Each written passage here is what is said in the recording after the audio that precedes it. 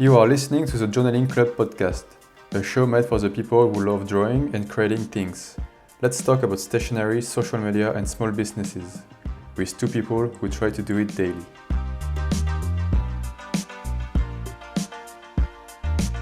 Hello everyone and welcome to the new episode of the Journaling Club podcast. I am Simon. And I'm Cynthia. And we are both from melodies.com. Okay, let's go. So this is episode 4, and this time we wanted to talk about the top 10 journaling supplies by Cynthia. Yeah, that I use. So I propose you to start right away. Okay. Well, number 1, of course, the journal. Yes. So I'm using our Reverie journal. Yep. It's So yeah, I think we can just talk a bit about the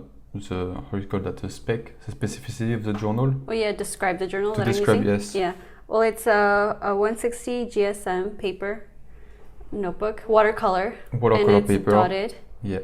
And there's 160 pages also. 160? Yep. Yeah. Yes. Okay. 160. It's cold pressed paper. Press. So it's really good for watercoloring because I do a lot of painting with gouache and watercolor, and it really looks good. Yeah, we wanted to go with that because we noticed there is not now there is a lot of notebooks with a 160 GSM, but none of them are really with watercolor paper. And as you paint a lot. You paint a lot, Yeah. so it made more sense actually to try to get the good paper for the painting. Yeah, I find that when I paint on it, it's much nicer. The feeling, it's I don't know how to describe it. It blends better. Yeah, it blends better, Yeah. and it dries better, and it just looks smoother, and it looks like it's watercolor paper because it is. So. And to compare it, because this is actually the second version of the Reverie journal, and to compare the first version, we chose to use like ivory paper. It's not ivory. It's a natural white. Yeah, it's natural white. So it's not like a cold white. It's more like it's off white. Yeah. It's natural white. It looks better in my opinion. It's a bit warmer. Yeah. Well, it's a natural white, so it's not so white or cold or anything. Mm-hmm. Also for the dot, we didn't want something too dark. Yeah, they're light brown. It's it's a light brown, and so it doesn't. It doesn't ruin the drawing, aesthetics yes. of your drawings. And I think this is the main change to compare the first one. Yeah. And also we designed you designed the front cover, the inside and the back cover. Yes. And so yes, you are using the Reverie journal. Yes. Which makes sense because if we are designing a journal, it's to use it. Of course. Okay, so second item. Second item, pencils. Very important. Yes. And here I have some question to ask you. Okay. Because I know you have a certain point of view about that. If I ask you what kind of pencil you are using, what can you tell me? I would say I use any pencil, any basic pencil, because normally they're all number 2 pencils. So any pencil or any mechanical pencil that I happen to have around, I'll use that. So I'm really not picky with what pencil I use, as long as it's not too hard like the H pencils, and I don't like those. Yeah. So you prefer to use It's a number 2. Number 2, okay.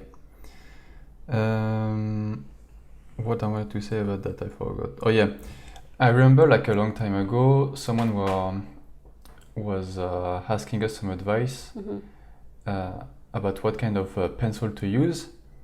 And even me, I was thinking that it's better to use like a number 2 or something, in that category. Yeah.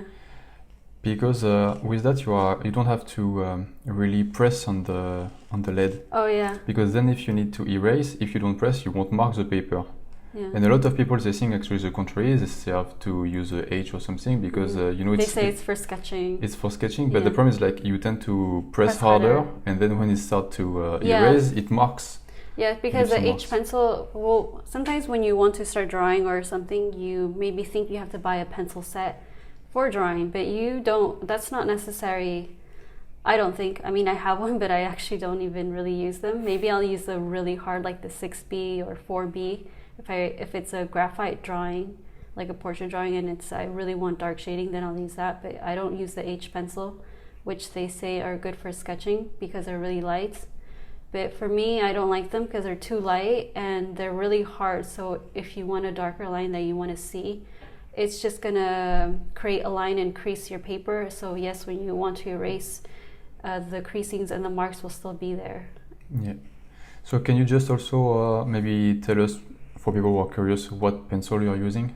Right now, I'm using a Field Notes number 2 pencil.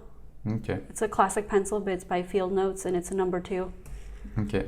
And I know we have the Blackwing. Do Yes. you use them often or no? I sometimes do, but because they're so pretty, Okay. I don't really like to use them because it's a softer lead than a number 2, so the lead will go faster because it's softer, but I like them. The eraser is really good too, and but for my portrait drawings and stuff, I will use those.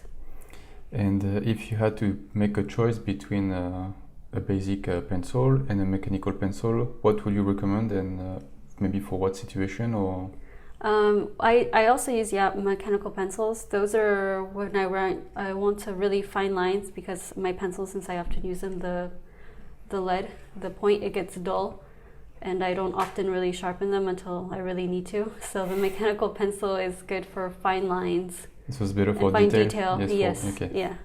Okay. Well, I think it's pretty good already. Mm-hmm. Number 3? Number 3 are fine liners. I use a lot of the Artline drawing system and the Pigma Micron. Mostly I'm using the 0.05, so the smallest for my drawings. When I want to write, I use the Pigma pen, which is a harder pen, or like a 0.3. Okay, so the fine liners actually, they are it's pen with the archival, archive ink. Yeah. And it's mostly for inking your. So you use that after pencil actually, if yes. you want to. Yeah. Well, when I'm drawing, yes, but also when I write, I will use the fine liners and the pens too. Okay. And they're also waterproof, so yeah, that's a good thing, because I use that before I paint, so you don't want to smudge or smear ink. Yeah, and that reminds me something. You have to be careful when you get your fine liners to make sure they're waterproof and to make sure they're not fake. Because there's a lot of fake pens you on can the market. Like especially the Pigma Micron, as they are maybe the most famous pen. There is you have chance to get fake one if you don't go on the good website. Yes. And you will have surprise if you want to use a watercolor on top of it after, because ink, as it's not waterproof, it will be smudged. Nothing. Okay. You wanted to have something? Oh no, it's fine. Okay. So for you, you're mostly using you said the Pigma Micron? And the Pigma and Artline. Okay. Yes. Did you see any difference between them or no? No, but I just find that the Artline looks much better visually, and what I don't like about the Micron is that the writing, like on the tube, on the body of the pen, the description, it wears off, and I don't know. To me, I don't like that. Okay. And to use, it's the same? I think it's the same. Okay. Yeah. Okay. Number 4. Yes. Number 4 are very important because I like to erase a lot, so I wrote erasers. Yeah. Okay, so what do you have to say about the erasers? I just like a good eraser that erases well. I know there's some that are not good, but I have this big block eraser. I don't know. Do you remember the brand? No, it's the one you got from work. Yeah, well, even me, I don't remember the... Well, I use a big eraser. That's like when I have to erase a large area, like I use the big eraser, and then I also use the erasers that come on the pencils.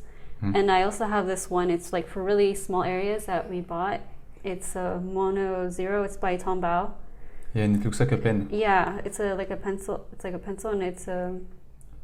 Well, actually, it kind of works like a mechanical pencil, but it's not a lead, but an eraser had Yeah, so it's the Mono Zero. So I really like it for erasing small details or these little areas that I just want to erase. And it also says on the body, it says elastometer eraser. I don't know if that means anything, if anyone knows what that means. I have no idea. But it's by Tombao Mono Zero. So yeah, but it's a good eraser for like detail if you want to be very precise. Yeah. Yes, and it erases well too. Okay. Well, I don't think we have anything else to say about that. No. Well, I just know there is also some eraser that exist. It's like, but it's not with actually in the eraser. It's like with fiber. I know I tried that before. It's like an electric thing with fiber, and I don't like it because it actually it leaves some fiber on the paper. Oh. And yeah, it kind of poke on your fingers, hands? Yeah, on your hands after. So if you are thinking of getting that, I would say no, don't go for that. Oh, okay. That sounds weird. Number 5. Number 5, Arteza gouache. I actually use the gouache a lot. It's what I've been mostly using in my paintings and for my journal. I think I like it because it's more opaque, no? It's more opaque, yes, but also because once you, let's say you're painting and you put a color down on the paper and then you add another color, the color that you had already on the paper, it reactivates with the water. So it's not like watercolor, like a typical watercolor. So it reactivates with water. And well, for me, it helps because I can then blend the two colors together. Yeah. So yeah, but it's something you have to keep in mind then. Yeah, but you have to be careful about it also with what colors you're layering and what you use, because if you have, let's say, two different colors that don't really blend well, they can turn into some odd color, I think. Yeah, so okay. So for example, if you have like a yellow and then you want to add some blue on top, it will turn green. Yes, it'll turn green. Okay, so you have to be careful about that. The blue won't go over the yellow, yes. It will mix. It'll mix together, yeah. Okay. And did you use gouache before or? No, before I was just using watercolor. Okay. Something interesting about the gouache, I know I know you told me sometimes you can actually use it as a kind of watercolor if you water down the paint. Yeah. So that's interesting also if you don't want to buy... if you don't want it as thick, like if you wanted to use it as watercolor to make it more of a thin, you can. But I mean, it's still a gouache, so you still have to be careful about the blending. And also once you have it on your plate and it's dry, you just add water and it reactivates too. I think we wrote an article about gouache. I think for the I don't remember for the Arteza, I think we have done that. I have to see if we. I don't remember if we did or not. I remember I have done something about the Arteza gouache, but I don't remember if it was very about the gouache or just the product. Okay. I don't remember. Yeah. Anyway, number 6. Number 6, Polychromos by Faber-Castell. They're color pencils. Yeah. Yeah. These are really nice. I like them. The colors, they're like vibrant. And they're bold on the paper, and it's soft enough. So I remember a long time ago when I was in school for art classes, we had what's the brand? Prismacolor? Yes, it's actually what I was going to ask you. Yeah. Because there's a lot of people, they don't know what to choose between the Prismacolor and the Polychromos. Yeah. And you use both actually, so I think it's Prismacolor. Yes. Well, I don't know how the Prismacolor is now. Maybe I don't know if it's the same because this was some time ago. And I didn't like the Prismacolor because I would put the color down and I wanted a dark color. Well, I just wanted a good color. And I found that there was like this waxy, shiny finish to it, and I didn't like it. It bothered me, that sheen, that waxy look to it. And so like if you have to compare with the Polychromos, how do you find the Polychromos? It's more like matte? It's more matte. It's just it's softer than the other color pencils. Well, than a typical, like a normal, let's say, a normal color pencil. The color is more richer and it's a little softer. Okay. Well, I know we tried them very quickly on the store, but there is that brand Carandache, who made some very nice color pencil, and I forgot the name of them. It's not the Pablo. it's the other one. Oh, and I remember, yes. I remember we like them because it's like you can you can layer the white on top of Yes. the color, and normally you can't do that with Yeah. anything. And I really like that, but you can't do that with, you can't mix the color pencil like that specific type with other ones. It won't work. You have to use only and they're pretty expensive, so we didn't get them. Yeah, because that means if you want to do that, you have to get get them all. Yeah, you have to replace your set of color pencils and just get that one. But I know there is that person. Do you remember her name? Annalie Draws. I think it's her. Yeah. Yeah, she uses them, and she does really nice illustrations. So I will add her Instagram. Yeah. So you have a comparison. Yeah, a visual of what they look like. Or what you can do with what that. you can do, yes. Okay, number 7. Number 7 is the Caran d'Ache Neo Color 2 Pastel. It's pastel? It's pastel pastel water soluble. Oh yeah, water soluble. Water soluble pastels. Well, it looks like They look like crayons. Yeah, they look like crayons. Yeah. And with the Neocolor 2, not the Neocolor 1. Yes. Neocolor 2, you can use water on them to activate the pigment. So it basically just looks like a Crayola crayon. And I think that's what's really cool. It's like you're coloring with these crayons. But it's he says watercolor. They will dissolve. And it's really neat. They're really easy to use. Because before I wasn't using watercolors, maybe until like a couple years ago. A couple years ago. 2 or 3 years ago. I don't know. And because watercoloring to me was just like intimidating. I was mostly doing pencil and maybe color pencil. And watercolor was, I found it like, oh, it looks so difficult to blend into color. But then we went to this art shop one time, and the shop owner, he demonstrated, he showed us how to use these Neocolor, and it looked so easy. I was like, wow, I could probably paint with these. Yes, like I remember when he gave us the Neocolor 2. Yeah. When we just tried that, it feels like, it seems so easy, and it's like it's, what's the word? Anyone can do it? Yeah. It's, I forgot the word. In French? I forgot in French too. It's satisfying. Satisfying. Yeah, it's like it's very satisfying because you put the color, then you put the water, and it's like all the pigment came. It's cool. Yeah. Well, we actually have a blog. We wrote an article on these because there's 3 different ways of using them. Yeah. So if you want more detail and you're curious about these, you can check that out. But that's why it's cool also with them, because you can use them in different ways. Yeah. That's why it's cool, and that's why maybe it makes you want to try more the watercolor, because it was more fun to use also. Mm-hmm. Okay, so number 8. Number 8 is a white gel pen. The one I have is the Uniball by Signo Broad. Yes. Yeah, the Signo. Yeah. Okay. It's I think we've tried a few other ones, or we bought another one, or we had it. I don't remember. Well, I know we watched a lot of tests online. Oh yeah. We tried several other. I don't remember if there is any brand. I think one day I brought Artline. It was like a kind of paint. Like the pen that you have to shake. Oh yeah, but that's too thick though, the tip. Yes, and also it wasn't working that well. Yeah. And actually, this is the best one we have tried so far. Yeah, because a lot of them are translucent and they're opaque, and I don't like that. Maybe you can explain how you are using this pen?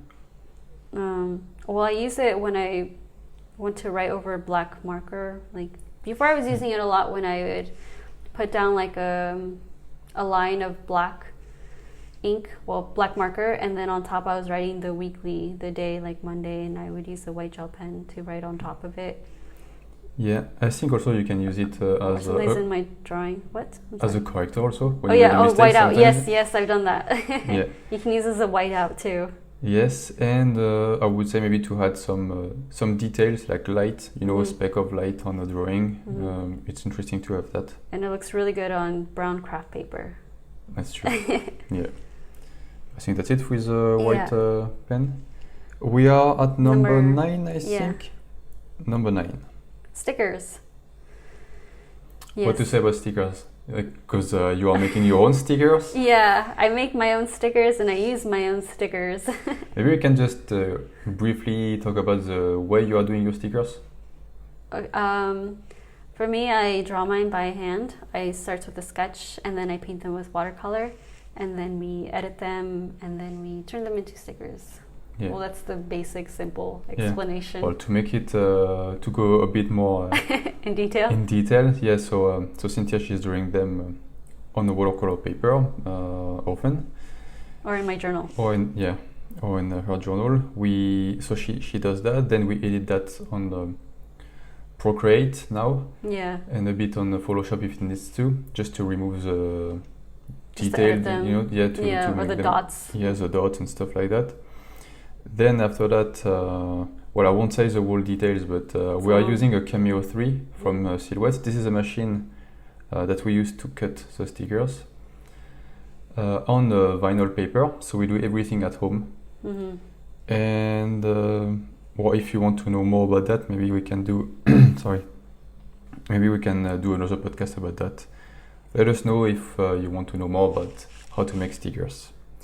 But maybe you can talk about the other stickers that you use. Yeah, so I don't always use mine. I also like to use some from Lineal. I'm sorry if I'm saying your thing wrong. Yeah, I said Lineal. Lineal, me too. I know it's probably wrong because you write in your description. She writes in her description that there's a specific way to say it. But Elaine, her stickers are really pretty and they're cute, and she has her own style and her little persona character, and they're nice.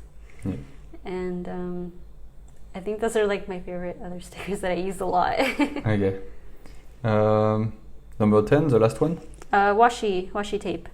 I don't know if you have a lot to say about that. No, I mean...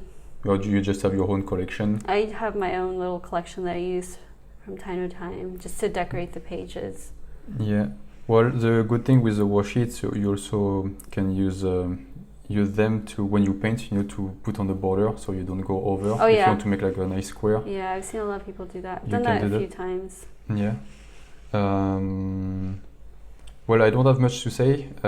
Just what I would like to add, it's we plan one day to make our own washi tape. Yeah, hopefully. So yeah, it's not easy because we have a lot of stuff to do. We try a lot of stuff, and but it's in our mind. Yeah, it's a project we want to do. Yes. So maybe in 2021, we will come with some washi. Yes. Hopefully. Hopefully. Well, I think that's it for the top 10. Yes. And now I propose you to continue with the tip of the week. Oh, yeah, I totally... You forgot, huh? Yes, I did. Because me too, I didn't remember what we wrote, but actually, so I'm going to just read what we wrote down. We put, don't buy all the expensive supplies, thinking you need everything. That you need everything? That you need everything, or the best to start journaling. Oh yeah, it's true. Well, it's a good tip. I know some people, when they want to start any project, they go and feel they have to buy the best brand, the entire list for starting, but you actually don't. I mean, when I first started to draw, when I was, much younger, and I didn't, let's say I was 12, 13. You don't have a job, you didn't really have money, so I just used any white paper. Sometimes it wasn't even like the best white paper, any regular printer paper, and I just grabbed any random pencil that was around, and I was using that for my portraits and for my drawings, and I still have them. I mean, for anything. I think even if you are, let's say 20, even if you have a job and you have the money, in my opinion, if you start something new, you don't need the best things ever because you actually don't have the experience to use that well. Yeah. So before to spend money in that, you should start with the basic.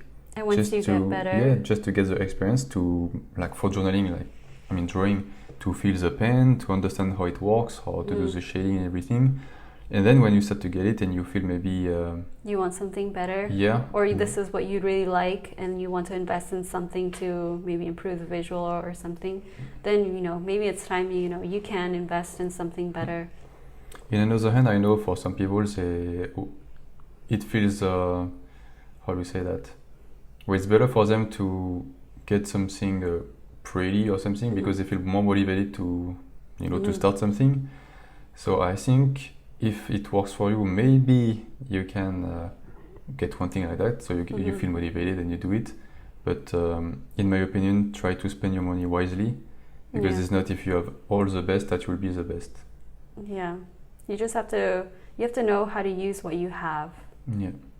Well, the most important is like you're enjoying what you're doing. Yeah. So it was just her advice, her opinion, and then you do whatever you want with that. Of course. Okay, so I don't know if it was a long episode. I feel like we were talking pretty fast. I don't know. I think we were. I don't know why. I feel like we were kind of like rushing it. But maybe you can also see we were we were feeling a bit better than last time. Yeah. We didn't have the crash, so maybe that's why we were super fast. We were more awake. So I think that's it for today. Yes. I don't know with what we are going to come next week. I'm not sure yet. We'll see. It will be a surprise. Yeah. So meanwhile, I tell you, have a good day or have a good evening. Yeah. Thank you for listening. Yeah, thank you, and see you soon. Bye. Goodbye.